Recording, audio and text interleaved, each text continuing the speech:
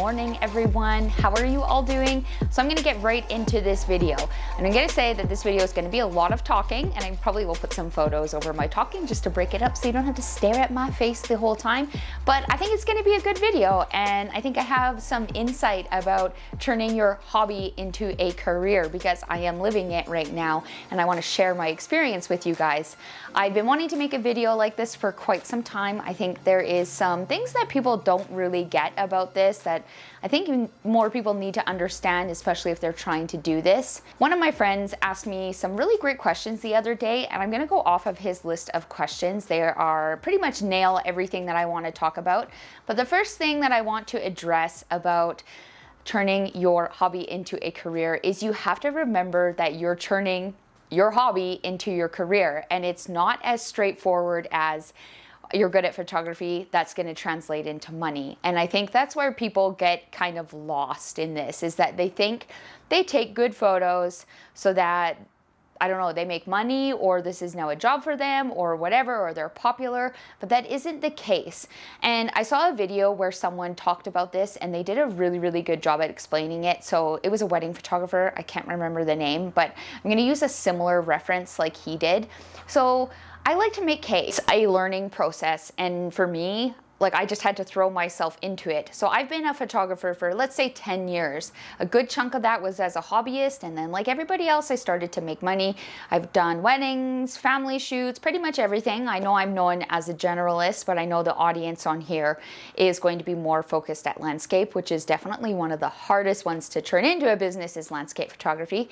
But again, there's a direct path for the people that really, really want this. If you have grit and you have passion, I don't see how you can fail. You just have to accept that you have to learn a lot of other things, like how to run a business at the same time as growing your photography skill. Okay, so I'm gonna go through his questions. I got my phone here. I took a screenshot of everything that he said. So he wanted to know how it is for me being a full-time photographer these days. So I love it, honestly. It's amazing. There's nothing else I would rather do, but I've accepted that it's going to be hard, and it's definitely not easy. It's not like I'm just raking in all this dough because I'm making YouTube videos or I'm posting pictures every day. Not even the case. I am building it up still. I wouldn't say, like, income-wise, that I can fully support myself for the entire year. I say that now, but I think that's just me being a little bit afraid and maybe prepared that I might have a rough year, especially coming back from COVID. Just keep in mind that we're all kind of rebuilding after COVID. We all had to pivot, which was a pain in the butt. My pivot was YouTube. Well, I lost all the other work. I was like, you know what? I may as well do this. So far, I'm loving it, and it's growing because I'm putting the work into it. So I'm gonna say it's going pretty smoothly for me so far. But again, I've accepted that it's a lot of hard work, and I'm willing to put in that hard work and learn how to run a business. And before, I was always afraid to kind of take this plunge, and which is kind of ridiculous, but I think everybody is. But once I took the plunge, it's like there's no going back, and now it's just full steam ahead learning. And I find that I have far more motivation that I've taken away my other job that I used to have and thrown myself into this because I have to support myself. Like, I have to do this. I don't have a husband to fall back on. I don't have another job to fall back on. I do have savings, and I think that's pretty important, actually. But with any business endeavor, you should probably have something to fall back on. So if there's a month where I don't do really well, then yes, I have a little bit of a cushion that I can dip into, but I most certainly don't want to because I just want to keep saving it. So that's how business is going for me so far. I'm loving it. But again, I think this is really, really important. You have to accept that it's going to be hard and it's going to take years to build. All right, so his second question was, he says, I see many YouTube landscape photographers that make their living on YouTube, not many times for their ability to take great photographs, but because they have good content, which is entertaining, and so on and so forth. So again, they're probably really good at understanding business, and YouTube is a business all on its own, and it's also something that takes time to grow. I've been chatting with this one YouTuber. He's a gamer. I've been helping him with photography because he likes to dabble in photography as a hobbyist, but his main is YouTube videos. I think he's close to 2 million subscribers. I will link his account there. Not that he needs me to link his account, but he's been helping me a little bit with YouTube, and he was a hobbyist turned pro with his YouTube gaming content, and he said it took 6 years to get to where he was. So it just takes time, consistency and time, and obviously building up your craft. But time, and the willingness to put in the effort. So it doesn't matter if it's photography, doesn't matter if it's YouTube, doesn't matter if it's videography, it's all the same. It's gonna take time, and you have to accept that. So the next question was, do you have something to fall back on? So I've already answered that one. And then the next question is, how dependent are you on your social channels? So that's a really interesting question, because I think most industries nowadays are pretty dependent on social media channels. Obviously, word of mouth is a big one, but I would say I'm dependent on them for some things, but definitely not all things. You know, when I have moved from Salmon Arm. I now live in a different province, so I've moved my business. But when I was in Salmon Arm, I was actually building up my wedding photography by word of mouth. So I wasn't dependent on my social channels at all, because I don't share that much of my wedding work. But 2020, before everything got taken away, I was fully booked. And that's without being consistent with sharing wedding photography. I was getting most of my work through word of mouth and Google. People were searching for Salmon Arm wedding photography, and I built up my rank on Google, and then they would just find me, see my work, and hire me. So I'm gonna say, yeah, dependent on social media channels for a lot of things, but no, you don't have to be fully dependent on them to run a business, but they are important. I'm not gonna talk about social media in this video. I'm gonna talk about social media in the next video. So subscribe if you wanna if you wanna hear about growing a following and what it looks like, to have a following of over 100,000 followers on Instagram, because I do have that. It's not as glamorous as you guys think, trust me, but that'll be in the next video, so make sure to subscribe. Okay, next question. No photographer can live by the sales of images or licensing alone. Well, there is people that do, but I think it's actually pretty rare. That I know for a fact, as I have many friends who are full-time landscape photographers, and most of them make the bulk of their income on workshops and photo tours. Can you tell me a bit how that is going for you? So tours is actually where I make a big chunk of my income, and it's going really well. I've been so lucky that I have some pretty crazy opportunities, like I'm teaching in New Zealand, the United States. I'll be going to Antarctica, which everybody always asks me, how did you get that job, the Antarctica job? I don't know, guys. I just was friendly with people, and then they're like, hey, do you want to come to Antarctica? Anyways, tours is going really well. It's definitely something that I really enjoy, but I have a background in customer service, and I'm very chatty and bubbly, and I like to be around people, and it's not just about teaching them photography, it's about giving them an experience all on its own, like the whole photography tour they look forward to, not just the photos. So photo tours is going really well, and the way that I have built that up is by collaborating with people, which is huge. I think that is so important in our industry. Collaborate and be friendly, and just put yourself out there. Talk to people. That's all that I've done to get these jobs. Like, I'm working with Josh, that's Josh Cripps. That's a pretty big thing for a lot of people. And it simply was just us engaging with each other, talking, and boom, now we're working together. And I'm really excited. We actually have quite a few tours coming up, so it's probably going to be a good match.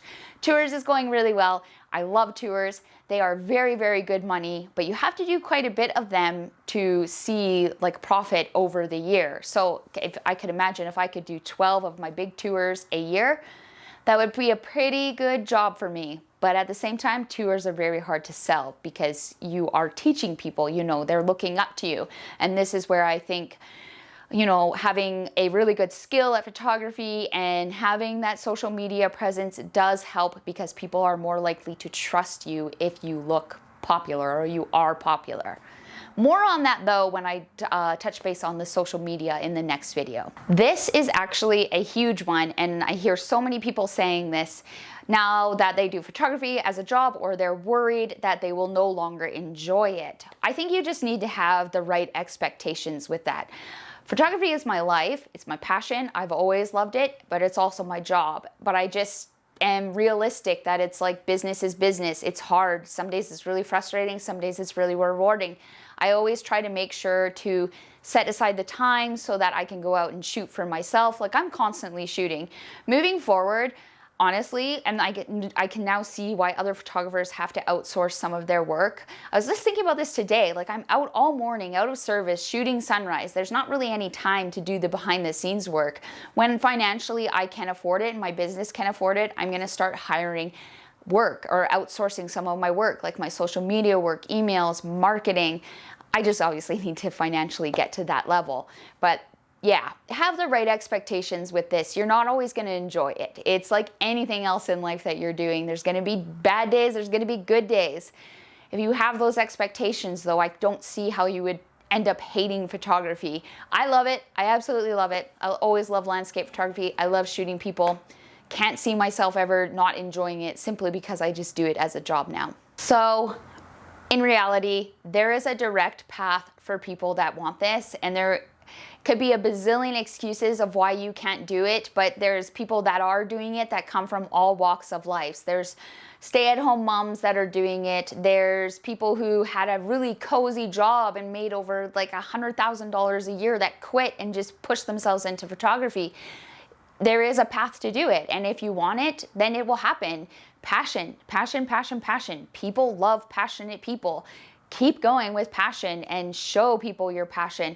Hard work, learn about business, learn about what you're doing, and just be humble and have, just, it's almost common sense that it's gonna take time.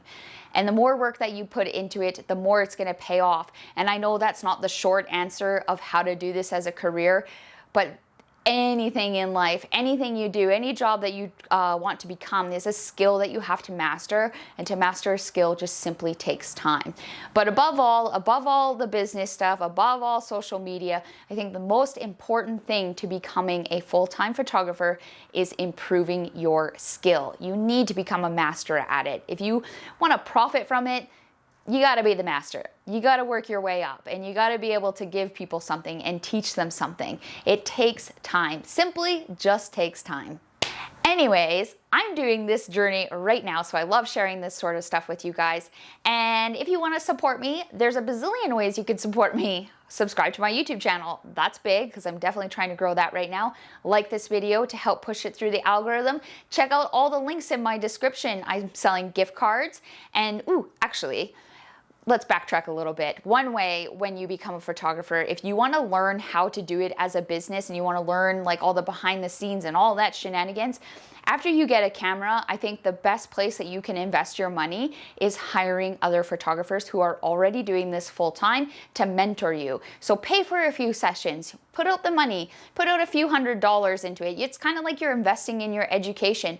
Hire that photographer that is better than you, that is more seasoned than you, because they will teach you. They will tell you all their tips and tricks and secrets that they've spent years building up. Obviously I get asked these questions a lot, but I've been doing this for so long that now it's at the point, this information that I'm giving you, I want to be compensated for it, and hence why I'm on YouTube, because I can do that here. I also do sell mentoring sessions. I teach post-processing. I will sit and chat with you for about an hour and tell you all the ins and outs that I know. So if you want to support me, head down to the links in my description. You can book a mentoring session. You can buy gift cards to use at later dates to put towards mentoring sessions. That's kind of what I'm pushing the most right now because I love this line of work, and I think that this is the part that I am better at. And especially because I have a customer service background, I genuinely want you guys to succeed. I want myself to succeed, and I want you guys to succeed. Anyways, enough blabbering on. I think that I really hope this is not like a 20-minute video. I'm trying to keep it around the 10-minute mark. As always, I'm going to share some photos at the end. They're going to be totally random, just whatever I've been creating, because I like to share a little slideshow. And yeah, so please subscribe. Do not forget to hit that subscribe button. And next week's video is going to be about social media and growing that following. So I will see you guys next week. If this way I filmed, like you see my setup here, if this was kind of annoying, I'm sorry. It's just that the light is really good from the window. I feel like it's not centered, but whatever. Light is more important than the camera being centered. Anyways, I will talk to you guys in the next video. Bye.